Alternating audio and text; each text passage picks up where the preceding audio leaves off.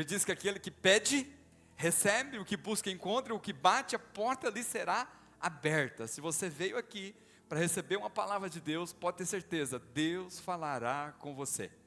Você não voltará vazio, porque a palavra de Deus, ela não volta vazia.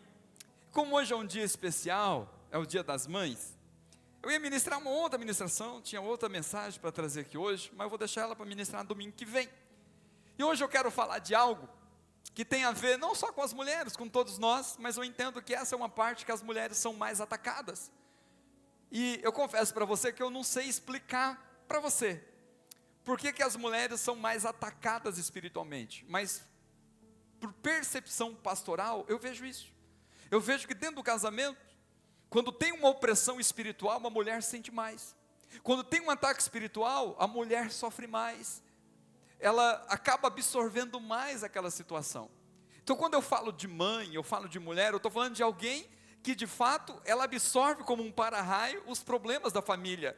Isso não é diferente na realidade espiritual, né? E eu até tentei, desvendar isso. Por que isso na prática acontece? Por que parece que os homens não são tão bombardeados como são as mulheres, né? Se você souber a resposta, depois você me passa, que até hoje eu não sei, não descobri, mas por percepção, eu percebo que de fato, as mulheres absorvem mais essa seta, esses dardos inflamados do maligno, né? Talvez, por ela ter uma sensibilidade maior, uma questão emocional mais aflorada, ela acaba sofrendo mais. Mas de forma geral, todos nós somos atacados, né? Porque se você está dentro da sua família, né? Se a sua mulher é atacada, você também é atacado. Se o teu marido é atacado, a tua esposa também sofre junto, os teus filhos sofrem juntos, porque nós somos uma família. E hoje eu queria falar com vocês justamente sobre os 7 inimigos do homem, baseado no livro de Josué, mas eu quero primeiro mencionar 1 Coríntios 10, verso 11, para que você entenda quando eu ir para Josué. Paulo diz assim, falando do Antigo Testamento, das coisas que aconteceram no Antigo Testamento, ele diz, olha, essas coisas aconteceram a eles como exemplos, e foram escritas como advertência para nós, sobre quem tem chegado o fim dos tempos. O que Paulo está nos ensinando aqui? Que as coisas que aconteceram no Antigo Testamento, elas não eram, como que eu digo, o fim das coisas. Quando o povo de Deus está lá escravo no Egito, aquilo tem um significado. Quando eles passam para o deserto, tem um significado. Quando eles chegam na terra prometida, tem um significado. Quando eles adentram para tomar posse daquela terra, tem um significado. Tudo tem um significado. Então quando você olha para o Antigo Testamento, você deve olhar com uma ótica bem clara. Tudo ali é uma semente que foi plantada e que ela está meio obscura, mas que tudo é germinado, é florescido, é frutificado, é descoberto no Novo Testamento. Amém? Amém, amados? Estão comigo? Então é importante você entender isso. Tudo no Antigo Testamento prefigura aquilo que viria a acontecer. Os sacrifícios mesmo, que eram feitos de animais, apontavam para Jesus, o sacrifício definitivo de Jesus. Então quando nós olharmos para o Antigo Testamento, nós devemos entender que tudo tinha um propósito para nos ensinar. E quando você vai para esse texto de Josué, capítulo 3, verso 9 e verso 10, olha o que diz o texto. Josué era o sucessor de Moisés, que ele ia adentrar na terra prometida, foi ele que conduziu o povo. Moisés, ele viu de longe a terra, mas ele não pôde entrar, e assim Josué foi quem adentrou na terra. E o texto diz, então Josué disse ao seu povo, aos israelitas, venham ouvir as palavras do Senhor, o seu Deus. Isso aqui não é a palavra de Josué, ele está dizendo, essa é a palavra do Senhor, o seu Deus. Verso 10, assim saberão que o Deus vivo está no meio de vocês, e que certamente expulsará de diante de vocês os cananeus, os hititas, os heveus, os ferezeus, os girgazeus, os amorreus e os jebuseus. Amém? Pela palavra do Senhor. Aqui é mencionado 7 inimigos que havia dentro da terra prometida. E cada um desses nomes, eles têm um significado no hebraico. Cada nome, ele tem um significado e ele representa um inimigo que nós enfrentamos hoje.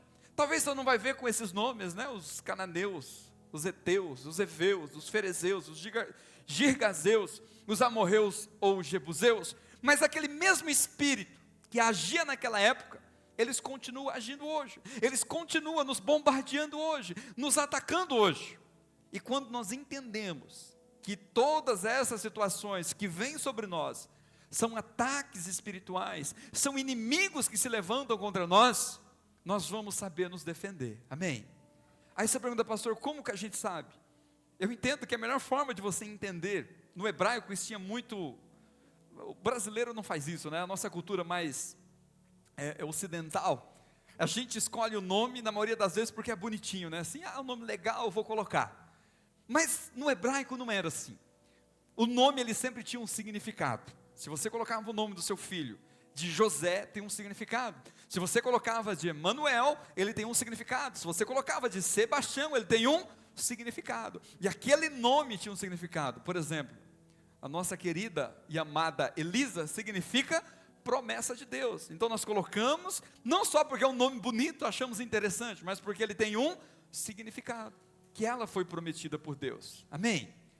Então quando você vai para a palavra de Deus no original, no hebraico, há sempre um significado em cada nome. Por isso que o nome de Deus no Antigo Testamento ele não é pronunciado, por isso que a gente não sabe se é Yahvé, se é Javé, se é Iová, se é Iavé, o que é, porque os judeus eles não pronunciavam o nome de Deus, com medo de falar o nome de Deus em vão. Então quando chegava no nome, ou eles falavam Adonai, que significa Senhor, ou eles falavam as consoantes, Yod, Re, Vav, Re.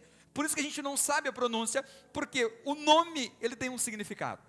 E se a gente consegue colocar um nome para Deus, a gente vai limitar ele a um único significado. Por isso que Deus, quando foi questionado, quem é o Senhor? Quando ele chegou diante do povo ali no Egito, ele diz, diga que eu sou o eu sou. Ele não falou, eu sou o Deus tal, porque Deus é o Deus de todas as coisas, amém?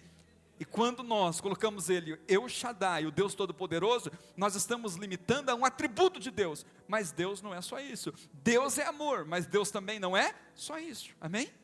Então por isso é importante você olhar e entender que no Antigo Testamento, os nomes têm muito valor, os seus significados. E cada um aqui, se você olhar no original, eles têm um significado.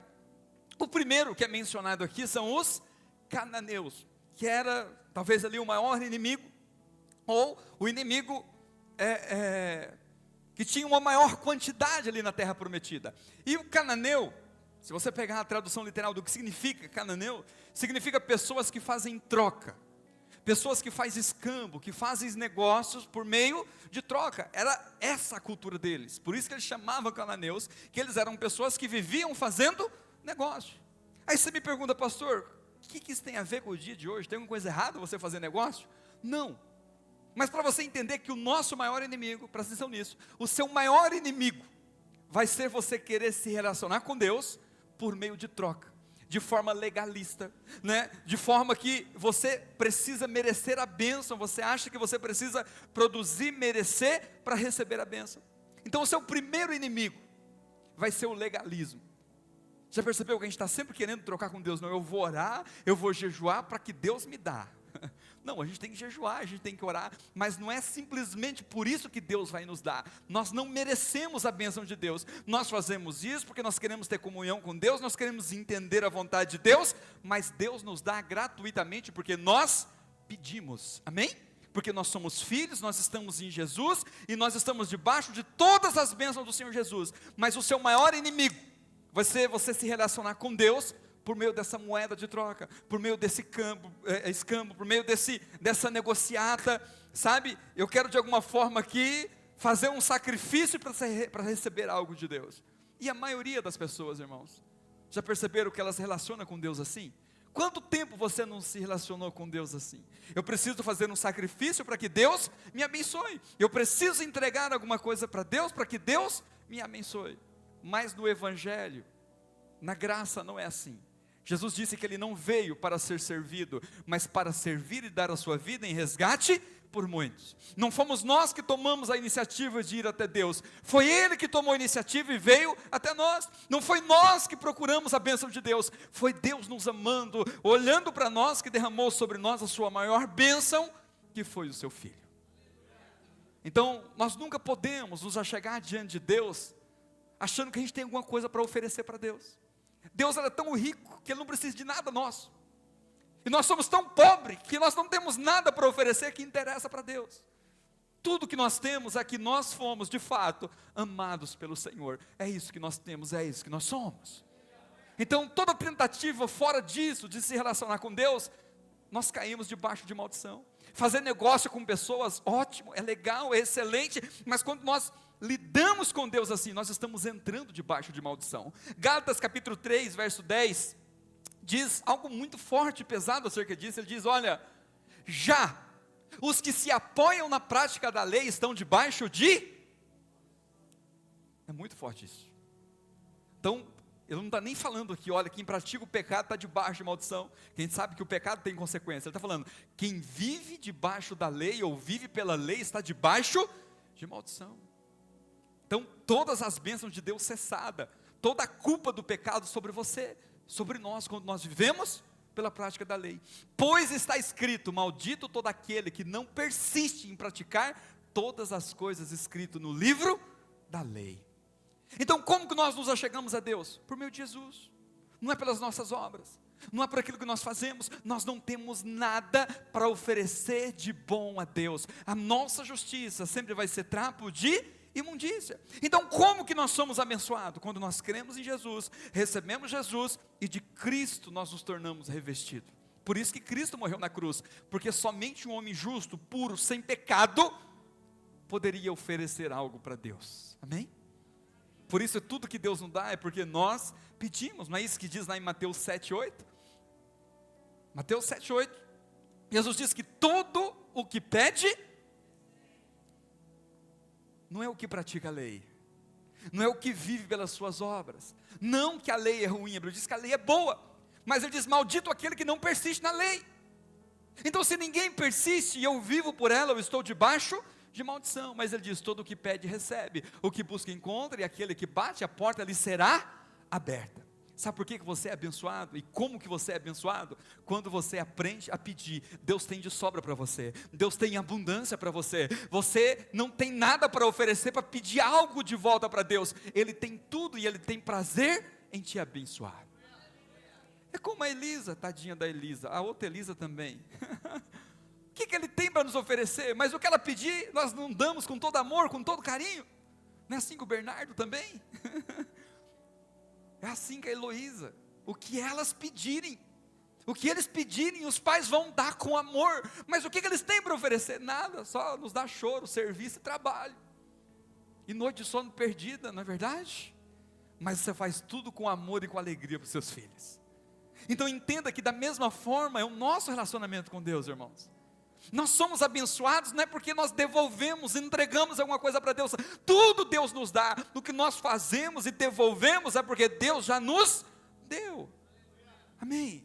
Então é muito importante você entender que o diabo, presta atenção, o seu maior inimigo, isso é maligno, é diabólico, é você relacionar com Deus de forma distorcida, pelas suas obras, pela sua justiça, com a sua força, com o seu braço, porque aí o diabo conseguiu colocar você debaixo de maldição. Esse é o seu primeiro inimigo. Você viver pela sua força, você querer merecer a bênção, você querer viver e relacionar com Deus pela lei. Amém? Esse vai ser sempre o seu maior e primeiro inimigo. Mas o segundo, que são os heteus ou os hititas, são consequência do primeiro. Porque a palavra heteu ou hitita, dependendo da sua tradução, ele significa medo, pânico, pavor. Pessoas com medo, pessoas com pânico, pessoas apavoradas, são pessoas que estão com medo de alguma coisa ruim lhe acontecer.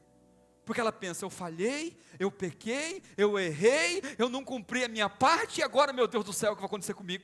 Vou perder o meu casamento, vou perder a minha saúde, não vou conseguir pagar o meu aluguel, vai faltar comida na minha casa, e agora o que eu vou fazer? Porque eu não cumpri a minha parte. Porque a moeda que ela tinha de troca é, eu preciso fazer alguma coisa para Deus, para que Deus me abençoe. Aí o diabo vai colocar no teu coração pânico, ansiedade, medo, todo tipo de pânico. Entenda o seguinte: o medo sempre é diabólico. Se você está com medo de perder a salvação, se está com medo de perder a sua família, se está com medo de você perder a saúde, se você está com medo de perder alguma coisa, está com medo da morte, está com medo de alguma coisa, saiba que isso é maligno.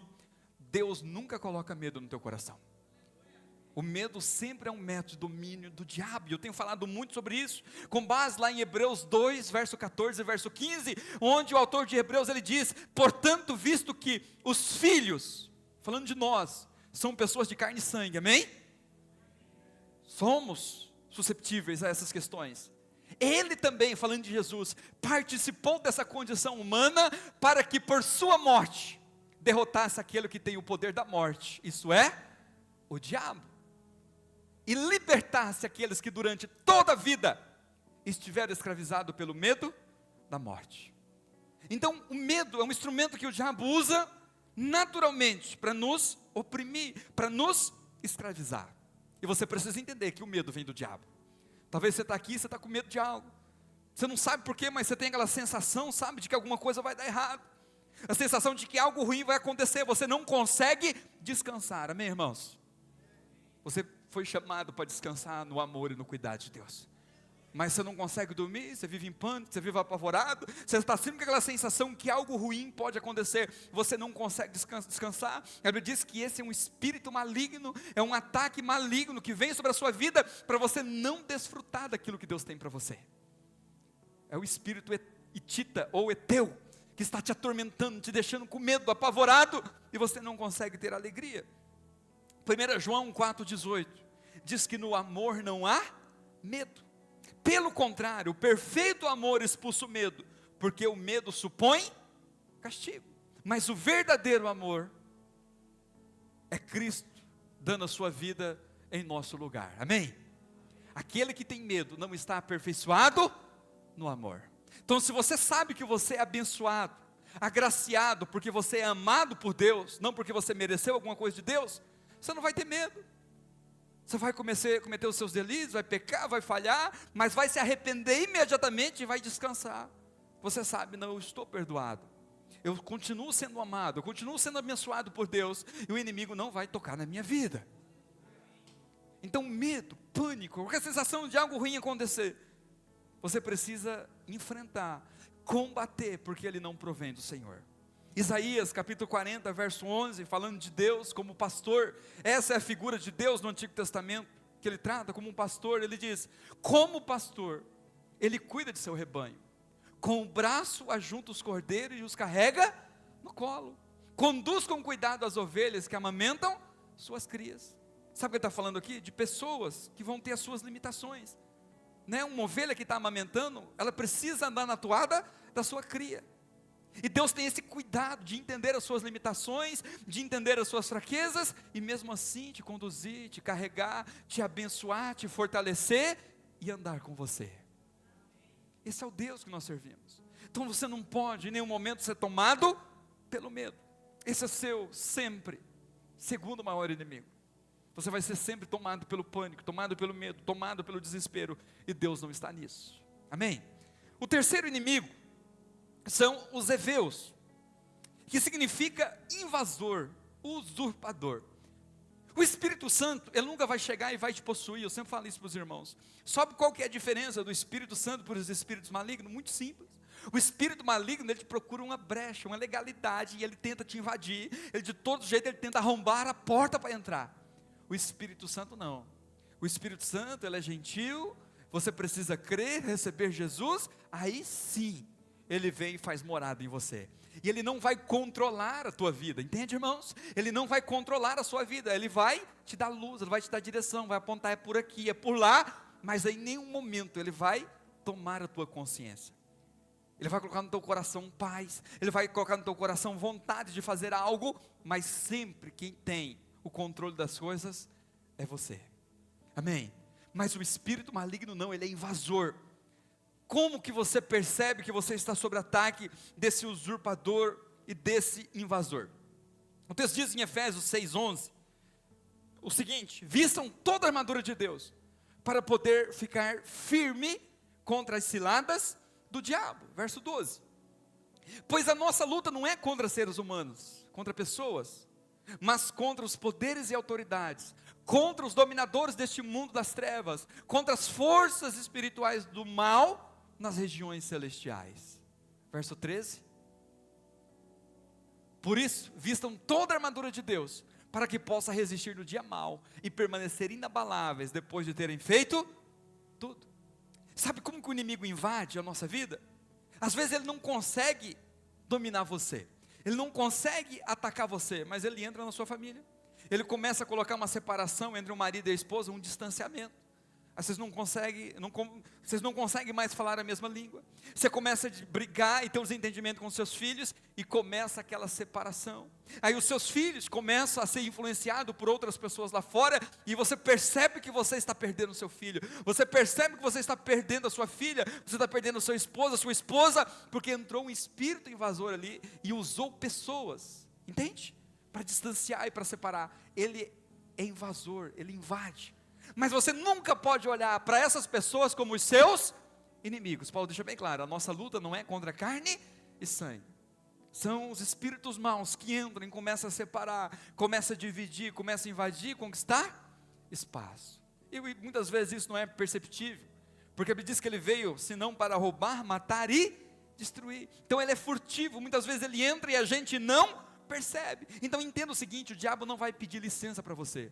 Ele vai te atacar. Ele diz que ele fica como um leão rugindo ao nosso redor, e ele sempre vai ser invasivo, diferente do Espírito Santo, amém? Então entenda o seguinte, haverá sempre na sua família uma tentativa do inimigo de invadir e separar a sua casa, separar a sua família, e você precisa ficar atento e entender que ele sempre vai trabalhar dessa forma, ele não muda, o espírito continua o mesmo. Mas o quarto inimigo aqui é tido como os fariseus,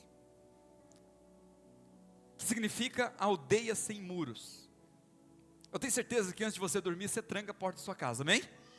Todo mundo faz isso, ou o portão lá fora, tem que ter um muro. Se você não tem muro, no mínimo você tranca a sua porta. Agora imagina você, dormindo numa casa, onde a sua porta está aberta, você não tem porta, e você não tem muro. Que sensação você teria à noite?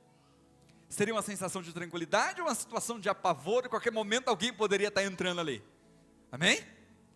Então, entenda comigo, os fariseus são esses inimigos que agem dessa forma.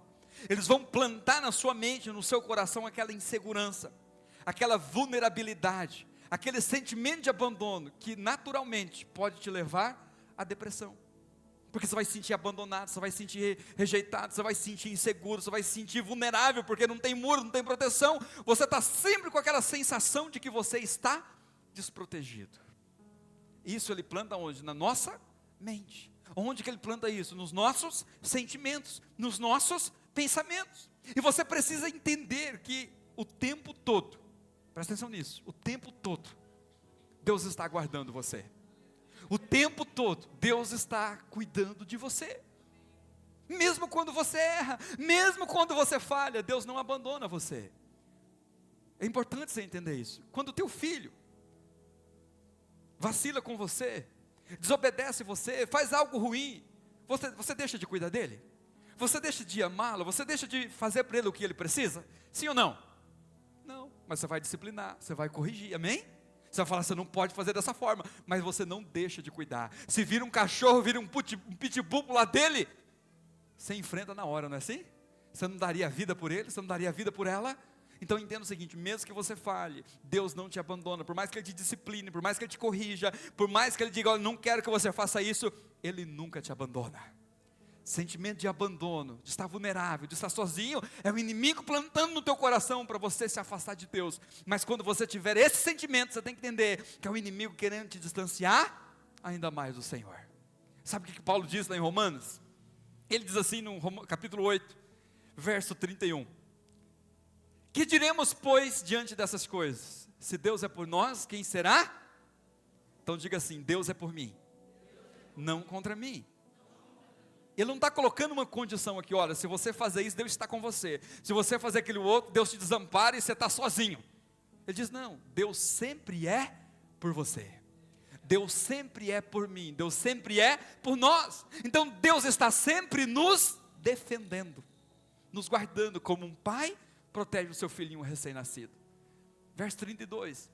aquele que não poupou o seu próprio filho, mas o entregou por todos nós, como não nos dará com ele e de graça todas as coisas? Meu amado, minha amada, Deus nos amou de tal forma que Ele deu o que Ele tinha de mais precioso, que era o seu Filho. E a Bíblia diz que quando nós éramos ainda pecadores, quando nós não merecíamos nada, não que a gente merece hoje, mas eu tenho certeza que você teve uma fase da sua vida que você viveu rebelde longe de Deus. Foi naquele momento mais rebelde que você viveu, que Jesus Cristo morreu por você. Porque era lá que você precisava. Porque Jesus disse, eu não vim para os sãos, eu vim para os doentes. Então, se mesmo Jesus morrendo pelas piores pessoas, Ele não vai nos abençoar depois de redimido? Ele vai nos desamparar? Não, entenda o seguinte, você é amado por Deus o tempo todo. Às vezes os irmãos acham que eu repito demais isso, mas não é. A nossa maior dificuldade é isso, é de você saber que no tempo de crise, no tempo de dor, você continua sendo amado. Quando você falha, quando você erra, você continua sendo amado. O amor de Deus não muda para você. O estado de que você é filho, de que você é amado, não muda diante de Deus, mesmo quando você erra. Não significa que o pecado não tenha consequência, não significa que o pecado não gere morte, não significa que Deus não disciplina, mas entenda, o amor de Deus continua o mesmo por você. Nada altera. Você continua sendo amado, amém? Porque é isso que vai te aproximar de Deus, é isso que vai te trazer para perto de Deus. O inimigo vai dizer, não, Deus não te ama mais, acabou para você, porque Ele quer te separar de Deus. Ele diz no verso 33, quem fará alguma acusação contra os escolhidos de Deus? É Jesus quem o justifica. O diabo não tem mais poder de te acusar, não importa o que você tenha cometido, porque Jesus te justificou, Ele te perdoou, a justiça de Cristo foi aplicada a você, foi aplicada a mim, foi aplicada a nós. Então ninguém mais tem poder. Sabe, tem um que teria poder de nos acusar, que é Jesus Cristo, porque Ele não tem pecado, Ele não falhou, amém? Mas sabe o que a palavra de Deus diz? Diz que Ele é o nosso advogado. Quem entende de direito aqui sabe, o advogado não é o que acusa, quem acusa é o promotor. Jesus não é um juiz, porque o juiz é quem julga e decide. A Bíblia diz que Jesus Cristo é o nosso advogado, e advogado defende os piores criminosos, não é assim? É o trabalho dele. Tem gente que fala, não, eu não pego, mas Jesus não, Jesus nunca negou, amém? O pior criminoso, eu defendo a causa dele, se ele crê em mim, se ele se voltar para mim, eu defenderei a causa dele, amém, amados? Então Jesus, lembra disso, Ele é o teu advogado. Você pode abrir o teu coração para Ele, não vai te julgar, Ele não vai te condenar. Fala, vem aqui, eu vou te defender, eu vou arrumar um jeito de minimizar essas consequências, de diminuir essa pena, de fazer com que você não seja punido, amém? E Jesus pode te livrar da punição, Jesus pode te livrar da condenação, porque Ele já tomou sobre Ele toda a punição, amém? Toda a punição do seu pecado, que era para vir sobre você, Jesus tomou sobre Ele. Então quando você recorre a Ele e diz, não, está tudo bem, está perdoado, está limpo, está passado, está purificado, descansa em mim. Já imaginou que coisa maravilhosa? Você fala, pastor, é bom demais para ser verdade, mas o Evangelho é, de fato, bom demais, que nem parece ser verdade, amém? Mas Ele diz no verso 34, quem os condenará? Estou falando de acusação, agora de condenação. Foi Cristo Jesus que morreu, e mais, que ressuscitou, está à direita de Deus e também intercede. Ele vai chegar diante do juiz e fala, não, eu já paguei no lugar dele, não condena. Sabe o que significa? Que mesmo que você erre, mesmo que você falhe, se você se arrepender, deixar o teu pecado, até aquelas consequências que viria, elas serão amenizadas. Já imaginou? Ou elas serão completamente extirpadas, porque Ele diz, não tem condenação, não tem mais juízo, se você se arrepender e deixar.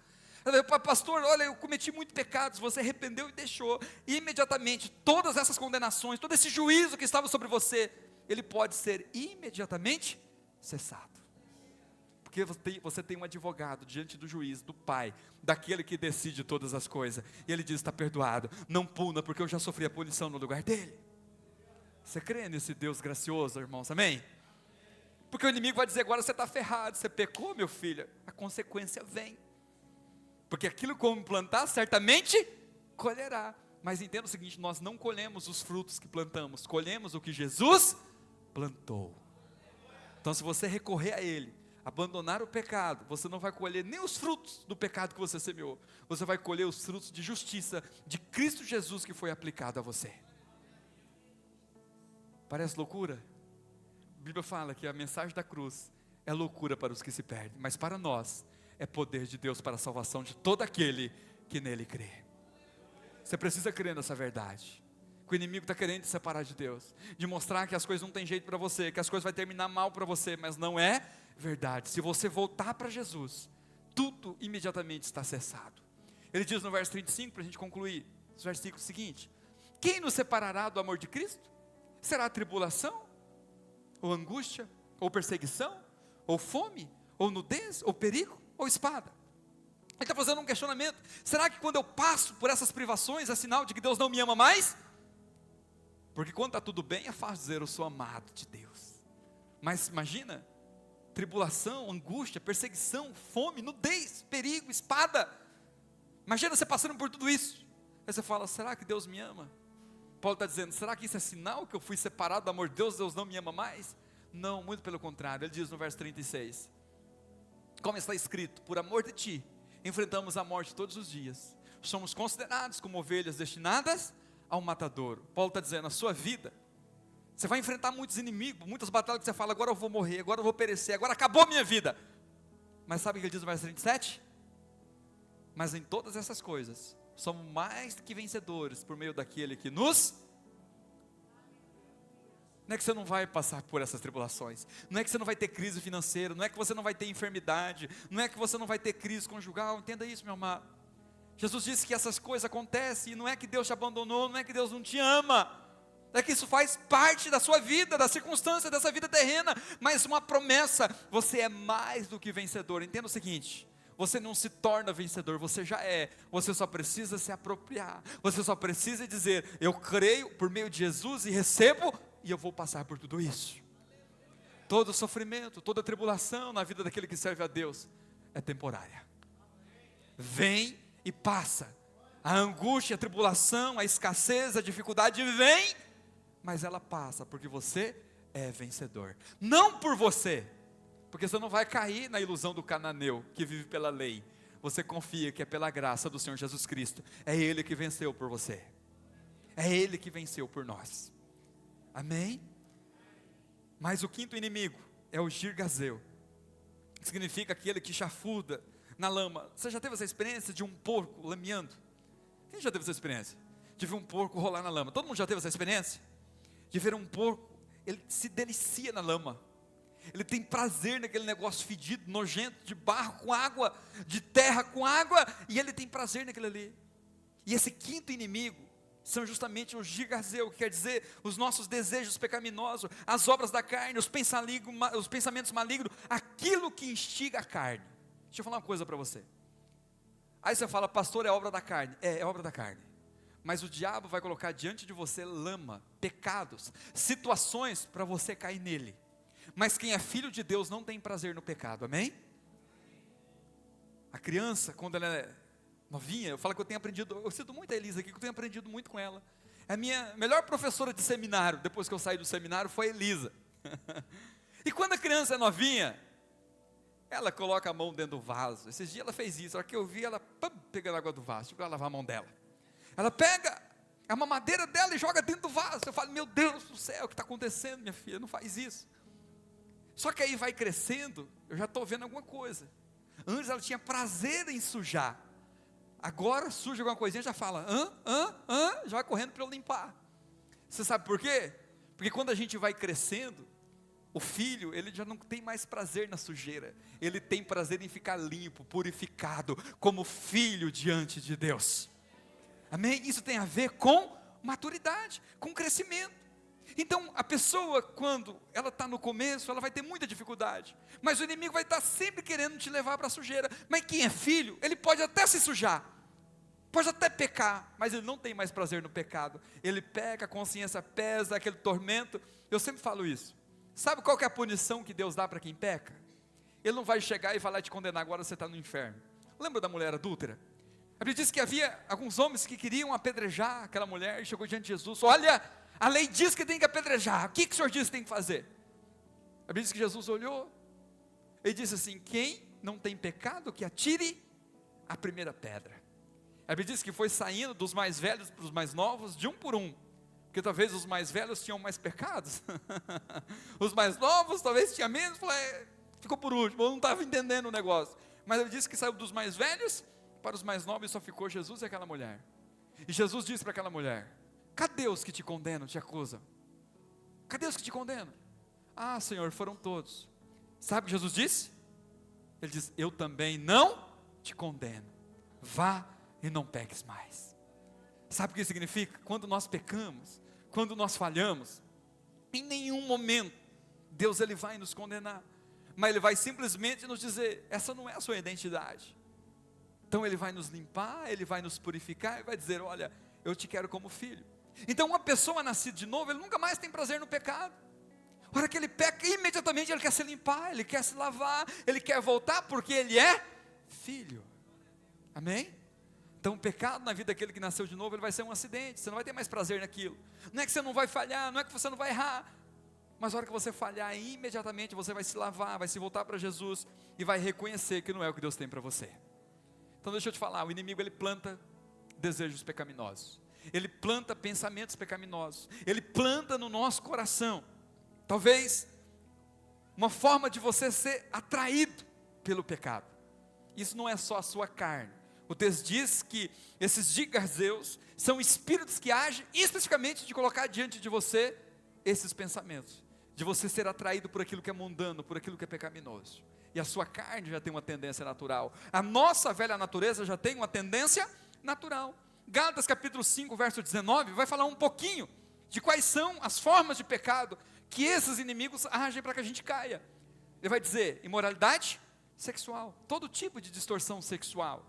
Imoralidade sexual é a palavra porneia, que vem de porneia, pornografia, todo tipo de distorção sexual. Depois ele vai dizer impureza. Impureza pode não ser pecado, mas é aquilo que não é puro, amém? Suponhamos que essa água aqui seja uma água com gás, está branquinha, mas ela não está pura, amém? É uma água para tomar, sim, só tem gás, mas ela não é pura. Então quando nós falamos de impureza, nós estamos falando daquilo que é misturado. Por exemplo, política é uma coisa que é uma coisa mundana. É pecado? Não, mas é mundano. Se você envolver demais, aquilo te adoece. Não é assim? Se envolve demais com política para você ver se você não adoece. E assim muitas coisas. Futebol é pecado? Não, mas se envolve demais com aquilo, vê se aquilo não te adoece. Daqui a pouco você está xingando, brigando com um amigo, fazendo inimizade por causa de time de futebol. Então isso é impureza. Estão entendendo, irmãos? Não são coisas que não são pecados, mas vai te levar a pecar. Libertinagem, que é você fazer tudo o que você quer sem olhar as consequências. Verso 20: idolatria, feitiçaria, ódio, discórdia, ciúmes, ira, egoísmo, dissensões, facções, a inveja, embriaguez, orgias e coisas semelhantes. Eu os advirto como antes, já os adverti. Aqueles que praticam essas coisas não herdarão o reino de Deus. Aqui está falando das obras da carne, que o inimigo vai te instigar, e você precisa entender que você está sob ataque, e repreender isso, e dizer: não vou cair nessa cilada do inimigo, amém? Mas o penúltimo inimigo, são os amorreus, que significa calúnia, difamação, ou um dizer maldoso. Deixa eu falar uma coisa para você, você vai concordar comigo, esse inimigo talvez seja o mais atuante nos dias de hoje, onde ele distorce a sua identidade. Você é filho, você é amado, você é abençoado, mas o inimigo ele vai distorcer e colocar que você é um lixo, que você não presta, que você é isso. Há uma distorção hoje na questão sexual, não é verdade? Ele coloca na mente dos meninos que eles têm que ser meninas, eles colocam na mente das meninas que eles têm que ser meninos. Isso vai distorcer a identidade, estão entendendo?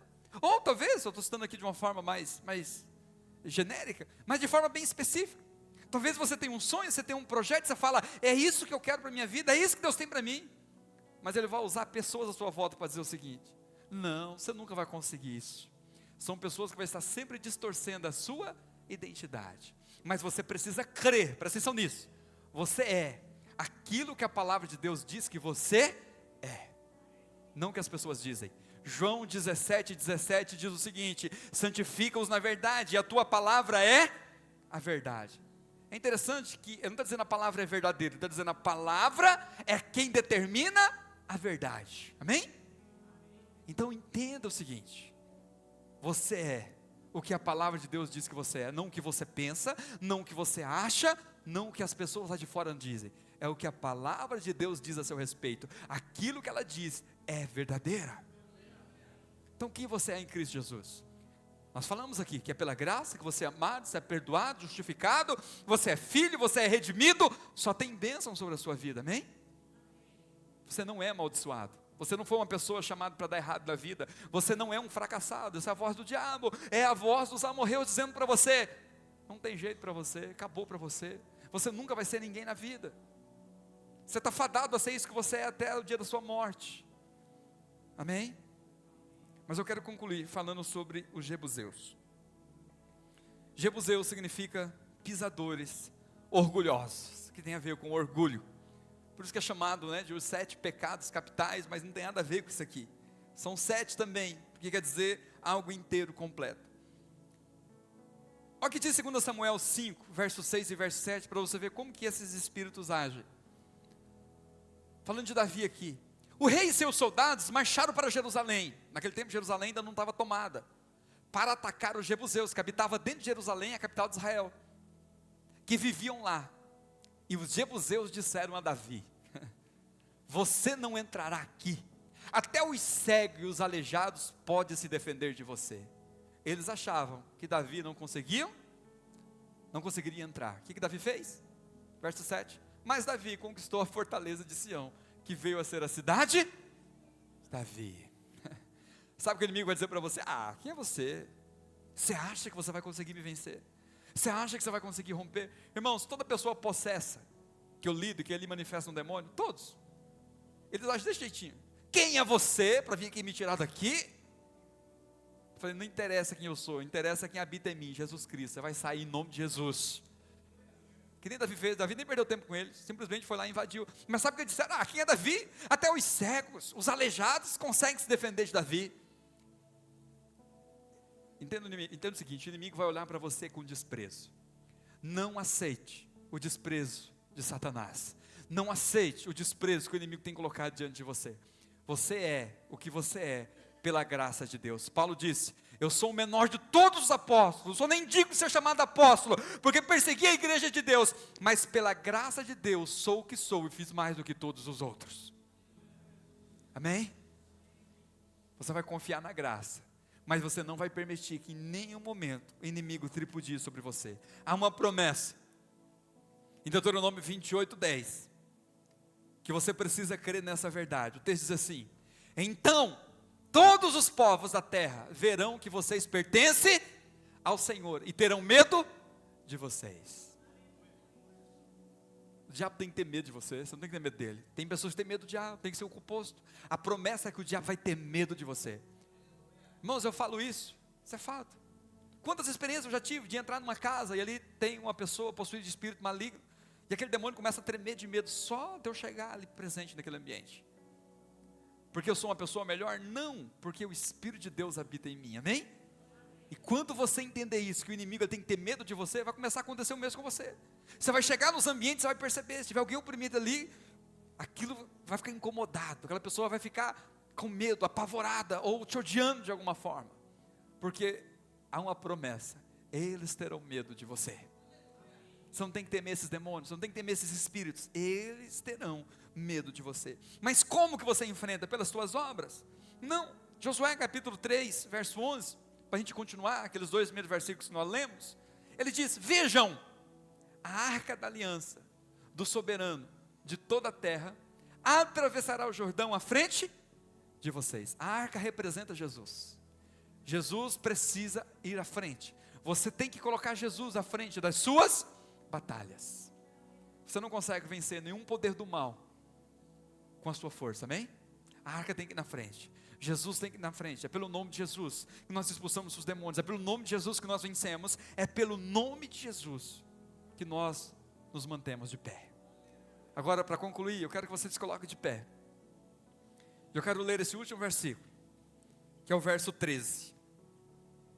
Ele diz: quando os sacerdotes que carregam a arca do Senhor, o soberano de toda a terra, puserem os pés no Jordão, a correnteza será represada e as águas formarão uma muralha. Deixa eu falar uma verdade para você aqui. Deus me deu essa revelação, o entendimento desse versículo, essa semana. No momento em que eu fui comprar essas 30 poltronas, eu fiquei assim, eu espero arrecadar as 30, porque só tem 4 até agora, tá, irmãos?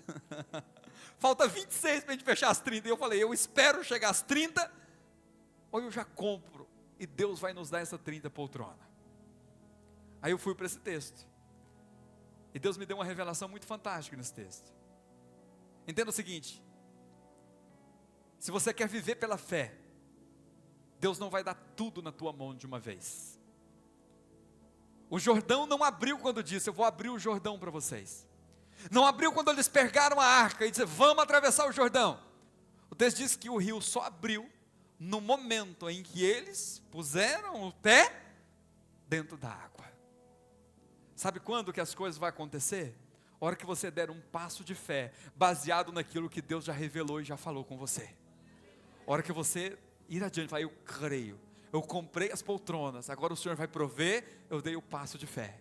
Mas eu fui debaixo de uma revelação. Deus falou comigo, pode comprar, que eu estou nesse negócio. Pode comprar, que é do meu desejo. Eu quero que você faça isso. Quando Deus fala com você, Deus te dá uma direção, Deus te dá uma revelação, você precisa ir, porque a provisão não vem antes, a provisão vem durante, na hora que você coloca o pé.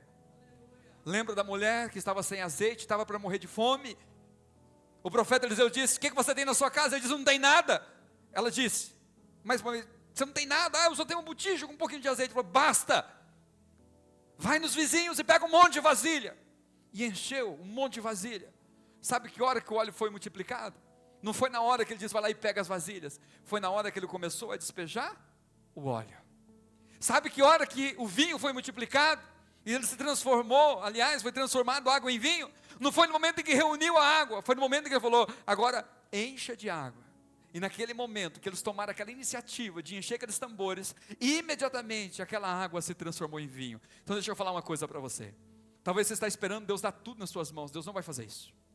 Deus vai te dar uma direção, Ele vai te dar e vai usar o pouco que você tem, mas você tem que dar o seu passo, você tem que colocar o pé na água, você tem que avançar, que na hora que você avançar, o mar vai se abrir, na hora que você pisar sobre as águas, você vai andar sobre as águas. Talvez você está esperando Deus te dar todo o recurso para você fazer. Quero dizer para você que você está completamente errado. Deus não vai te dar tudo, Ele vai te dar uma palavra, amém?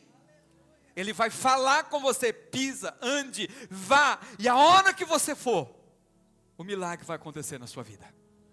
Então eu quero dizer, do que você precisa que aconteça na sua vida hoje. O louvor não precisa subir hoje, nós vamos orar. E nós vamos no nome de Jesus, colocar por terra todos esses espíritos malignos, esses inimigos, que têm se levantado contra a sua vida. Talvez você identificou com alguns aqui, pastor, tem acontecido comigo. É eles que vão ter medo de você, você não precisa temê-los. Mas você precisa hoje dar um passo de fé naquilo que Deus tem ministrado na sua vida, naquilo que Deus tem colocado diante de você. Você precisa colocar o pé no Jordão. O Jordão só vai se afastar, secar a água, só vai represar a hora que você colocar o pé. Se você ter medo, se você não submeter a palavra de Deus, naquilo que Ele falou, vai lá e faça, o milagre não vai acontecer. Jesus, Moisés, melhor dizendo, a hora que ele tocou na rocha, ele disse que jogou água. Não foi antes e nem depois, foi no momento em que ele tocou na rocha. Então a hora que você tocar, a hora que você colocar e dizer, não, eu creio nessa palavra, pastor, é para a minha vida, eu recebo, eu tomo posse dela, e eu vou aplicar ela na minha vida, você vai começar a ver o favor de Deus acontecer na sua vida. Talvez não, tenha convicção, que Deus te trouxe aqui, e você precisa tomar uma decisão. Deus tem falado com você, Deus tem ministrado na sua vida, mas você não tem dado esse passo. Eu quero dizer que as coisas não vão acontecer na sua vida enquanto você não der esse passo, porque o milagre só acontece no processo, no momento que você se lança e confia plenamente no Senhor. Então eu quero que você hoje se entregue ao Senhor Jesus de todo o teu coração e diga: eu confio que o Senhor é minha bandeira, o Senhor é minha força, o Senhor é o meu rei, o Senhor é o meu sustentador, e eu vou confiar nele de todo o meu coração. Sob a tua palavra, como disse Pedro, eu vou lançar a rede, e eu vou colher peixes, eu vou colher milagres, situações que eu não vou poder arrebatar sozinho. Mas sobre a palavra de Jesus, você precisa se lançar. Amém? Então eu quero que você agora ore, e debaixo dessa palavra você decida por aquilo que o Espírito Santo tem direcionado você. Pai querido, no nome de Jesus, que eu oro por cada um dos teus filhos que estão aqui. É um culto especial, Dia das Mães, muitos irmãos com a família, mas eles decidiram estar aqui, porque eles entenderam que a bênção sempre é de quem está presente. Pai, eu sei que cada um que entrou aqui hoje, de alguma forma está sendo atacado por esses demônios, está sendo atacado por esses inimigos, mas a tua palavra nos garante que todos eles serão derrotados pelo Senhor, e é a prova de que o Senhor está conosco, é de que o Senhor vai fazer fugir diante de nós todos esses inimigos. Eles não ficarão diante de nós, eles não nos dominarão, eles não terão poder sobre os teus filhos, e eu repreendo, Pai, nessa noite, em nome de Jesus, todo orgulho, toda acusação, toda intenção do inimigo, Pai, de diminuir, de fazer com que os teus filhos não os veja como filhos, como limpos, como purificados, como amados, como filho, toda intimidação do inimigo, eu repreendo em nome do Senhor Jesus. Eu oro, Pai, por toda calúnia, toda palavra maldita que entrou no coração dos teus filhos, e eles ficaram presos, amarrados, acreditaram na mentira do diabo. Eu repreendo em nome de Jesus, que toda palavra mentirosa não terá poder de distorcer a identidade dos teus filhos, em nome de Jesus, Pai.